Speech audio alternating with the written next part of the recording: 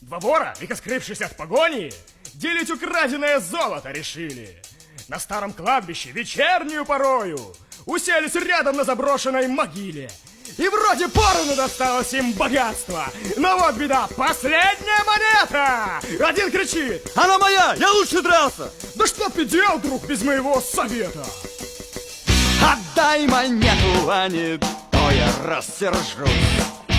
Мне наплевать, я твоей злости не боюсь. Но ведь я похитил деньги и все дело провернул.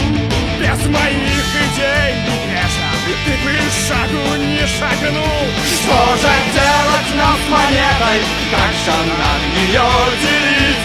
Отдадим покойнику! Отлично! Так тому и быть. Я был проворней, значит, денежка моя.